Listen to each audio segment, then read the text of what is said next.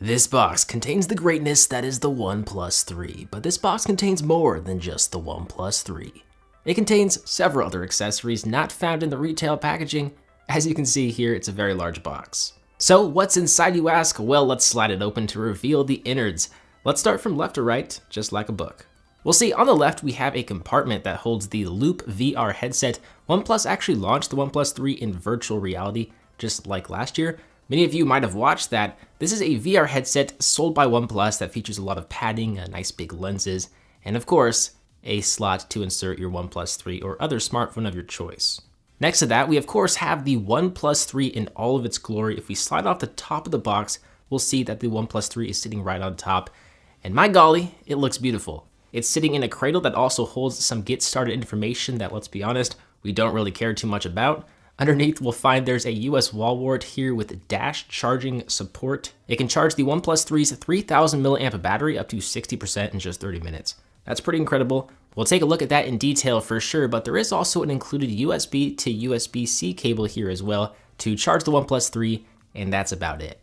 We'll see that OnePlus included a bunch of swappable backplates to completely change the look and feel of the device. If you don't like the look or feel of the metal unibody construction, well, you can add bamboo, carbon, a black apricot, rosewood, or even a sandstone protective case, which OnePlus sells, I think, for about $25. The last item in the box is an included dash charge card charger with an additional USB-C charging cable. It's built with aluminum. It feels really sturdy and premium. It's nice of them to include this. But let's talk about the star of the show, the reason you are all here, the OnePlus 3. We can take it out of the cradle and remove all the plastic and the unnecessary stickers. It's pretty incredible to think this phone costs about half as much as the competition, half as much as the HTC 10 or Galaxy S7. It doesn't feel like it has any compromises here, certainly not in the build department. It's crafted with an anodized aluminum unibody and it measures in at just 7.35 millimeters thick, so it's a razor sharp device. The camera does protrude a little bit, so it makes you wonder why they didn't just fill out the body with battery to make the camera sit flush with the body, but it is what it is, I guess. So there's a volume rocker on the left-hand side, underneath a physical notifications switch that toggles between silencing your notifications or showing all of your notifications or showing only priority notifications. The power sleep on-off button is on the right-hand side underneath the SIM card slot.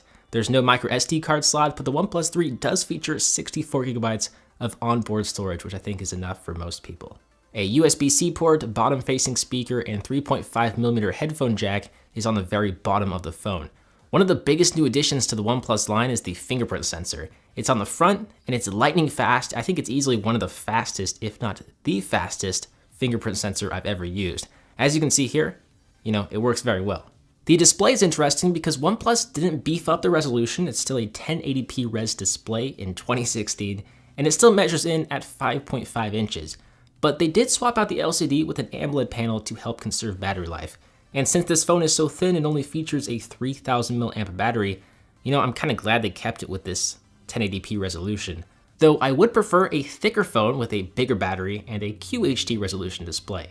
With that said, the display looks pretty good based off first impressions. The bezels are razor sharp, colors are pretty vibrant. Of course, the blacks are very true to color. There's lots of contrast. I do want to say the pre-installed wallpapers here are amazing. I'm loving the art OnePlus. Some of them are kind of trippy, but I gotta say, these wallpapers are beautiful. Now, you might have heard the OnePlus 3 features the top-tier Snapdragon 820 quad-core processor with 6 gigabytes of RAM. Not 4 gigabytes, not even 5 gigabytes, but 6 gigabytes of RAM. OnePlus claims it's 35% faster than the OnePlus 2 with a 40% boost in graphical power, all while being more power efficient. The phone feels incredibly fast. There's really no question there is a lot of power under the hood. And I know OnePlus phones run fast. They've always performed very well, even with more modest specs. The OnePlus 3 has ditched CyanogenMod and is now running Oxygen OS based off Android 6.0 Marshmallow. It features a bunch of additional features not found in stock Android, like various gestures. You can swipe down on your home screen to view the notification panel, or swipe up to view Google Now. And on the lock screen, you can draw a circle to access the camera, draw a V to access the flashlight. There's also a double tap to wake functionality.